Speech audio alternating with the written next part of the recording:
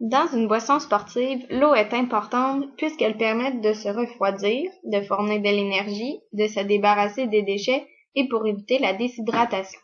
Elle permet également d'effectuer le processus de l'osmose. C'est le phénomène où l'eau passe du milieu le moins concentré au plus concentré. Cette boisson s'avère être isotonique puisqu'elle respecte le taux de sucre et de sel à mettre. Sinon, les protéines et les vitamines seront présentes avec le jus d'orange. Les vitamines apportent le bon fonctionnement et le bon développement de l'organisme, tandis que les protéines apportent de l'énergie aux besoins. Le sel, lui, contient les glucides et les minéraux nécessaires. Les glucides apportent de l'énergie à court terme et les minéraux régularisent le métabolisme. Notre boisson devait se rendre le plus rapidement possible dans l'intestin grêle afin de rendre l'eau et ses nutriments dans le sang. Pour ça, il ne faut pas absorber un grand volume dans l'estomac. Il faut que notre boisson se situe entre 8 et 15 degrés Celsius. Si elle est trop froide, la boisson peut créer des lourdeurs et des crampes d'estomac. La boisson doit être légèrement acide, ce qui favorise le passage plus court dans l'estomac.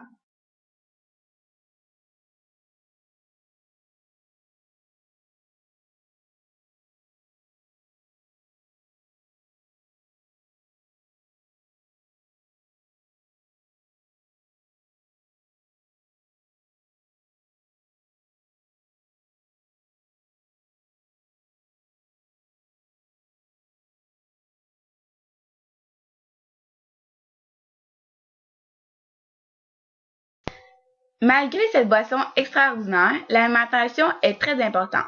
Elle va fournir au corps le carburant nécessaire pour faire l'activité physique et lui permettre de bien récupérer. L'eau est très importante puisqu'elle permet de transporter les nutriments et l'oxygène aux muscles, de refroidir le corps, de repousser la fatigue et de mieux se concentrer. Donc, il faut boire avant, pendant et après l'activité physique. Maintenant que vous avez tous les détails sur une boisson sportive, comparons le déchet que s'offre à un athlète, c'est-à-dire les boissons énergisantes et les boissons sportives. Une boisson énergisante peut être un danger puisqu'elle contient principalement de la caféine, de la guarana, de la taurine et beaucoup de sucre. On les utilise comme stimulants. Elles ont aussi des effets temporaires. Tandis qu'une boisson sportive est une boisson de réhydratation, contient une quantité de sucre plus petite, du sodium et du potassium.